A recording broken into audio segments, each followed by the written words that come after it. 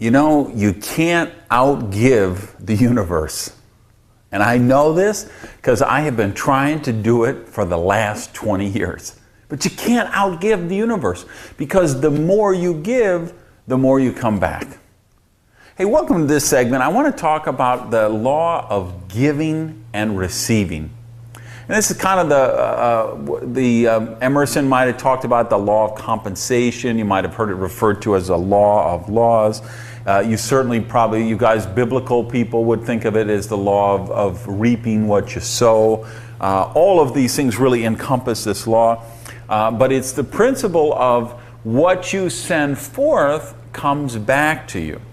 And now this is really the most dynamic and powerful thing about prosperity is the fact that we realize we can control the good in our lives by the good we give away.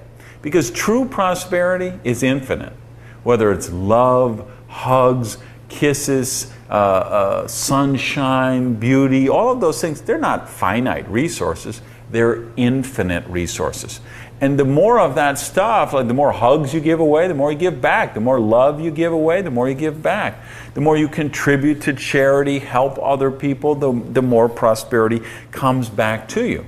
So this is really an empowering thing about prosperity, but I have to let you know, we do need to kind of take a second and realize that it can work both ways, positive and negative. And the example of this would be gossip.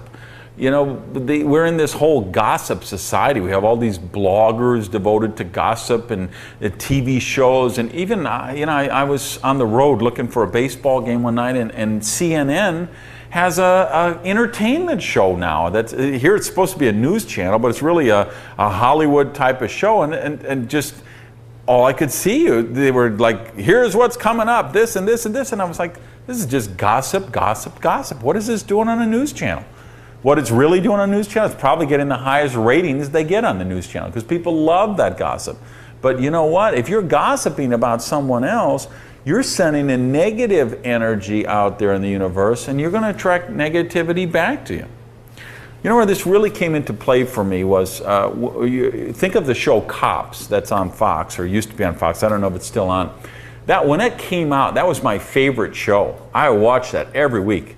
And then a funny thing happened. I kind of got in this study of prosperity, started watching less and less television, and realized that I hadn't watched the show. I got it again. I was doing a seminar in some city, got there the night before, was going through the channel looking for Baseball Tonight to see if the Marlins won that day. And all of a sudden it was bad boys, and wow, that show Cops. Let me watch that. I haven't seen this show in 6 or 7 years. So the show starts, I'm watching like 5 minutes of it. It's like they go on a call and here's this drunken lady who's been beat up by her drunken husband, and they go to respond to the call and they're like arresting him, and then she's kind of defending him as victims of violence often do. They defend their attacker. And the hair in the back of my neck was going up, my skin was crawling. I realized this is just voyeurism. This is just another form of gossip. And if I watch this show, I'm just creating negative energy for these poor people who are choosing to be victims in this show and be victimized by the circumstances around them. So of course I've never watched the show since, and I would never watch Jerry Springer or any of those other kind of shows. Even give you an idea, one of my favorite shows that I actually watch every year is American Idol. I love talent competitions like that.